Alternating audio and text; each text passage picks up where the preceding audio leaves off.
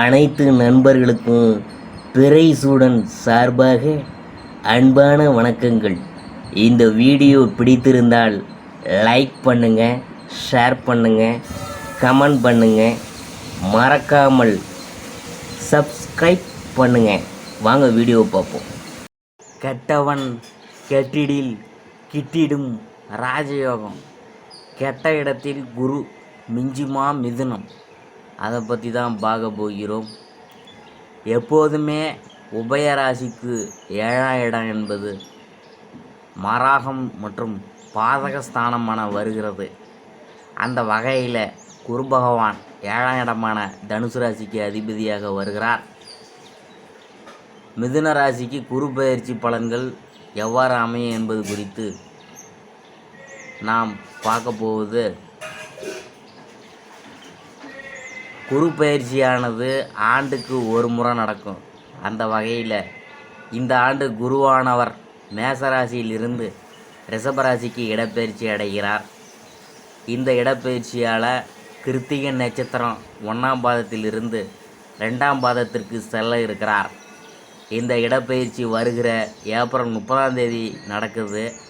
கல்விக்காரகனான தனக்காரகனான மேல்நிலை பதவிகளை கொடுப்பவனாக குரு பகவான் இருக்கிறார். மிதுன ராசி காலபுருஷனுடைய 3வது வீடு என்று அழைக்கப்படுது. புதன் பகவான் ஆட்சி பெறக்கூடிய வீடு.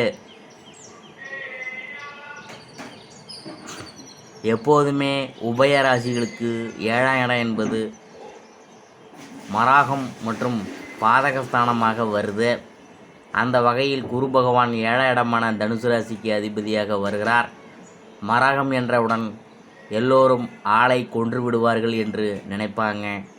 அப்படி இல்லை, மரணத்திற்கு இணையான சில சம்பவங்கள் நடக்கும். அதே போல் பாதகஸ்தானம் என்பது பல வகையான சோதனைகளை தரக்கூடிய இடமாக இருக்கும். குரு பகவான் ஒரு முழு சுபர். அவர் கூடிய மட்டும் நல்ல பலன்களை தருவாங்க. உங்கள் ராசிக்கு மகாதிபதி மற்றும்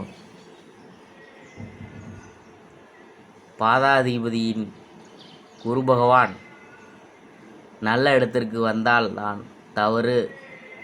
காரணம், அவர் நல்ல இடத்தில் சென்று உட்கார்ந்தால் உங்களது எதிரி வலுக்கிறார் என்று அர்த்தம். ஆனால் குரு பகவான் உங்களுடைய ராசிக்கு 12ஆம் இடத்திற்கு சென்று மறைவது மிகப்பெரிய யோகம் மாறும். கெட்டவன் கெட்டிடில் கிட்டிடும் ராஜயோகம் என்ற பழமொழி இதற்கு பொருந்தும். ஆகையால் மிதுன ராசிக்காரங்களுக்கு இந்த வருஷமானது திருமணங்களை நடத்தி வைக்கக்கூடிய காலகட்டமாக மாறுது. ஏற்கனவே சனி பகவான் அஷ்டமஸ்தானத்திலிருந்து பாக்கியஸ்தானத்திற்கு மாறி ஆட்சியாகி மூல திரிகோணம் அடைந்து பாக்கியத்தில் ஆட்சி பெறுவது மிகப்பெரிய பலன்களை உங்களுக்கு கொண்டு வந்து சேர்க்கும். கூடவே உங்களது எதிரி வேறு மறைகிறாரு. ஆகையால் இதுவரைப்பட்ட அவஸ்தைகளில் இருந்தும் இனிமேல் உங்களுக்கு விடுதலை கிடைக்கும்.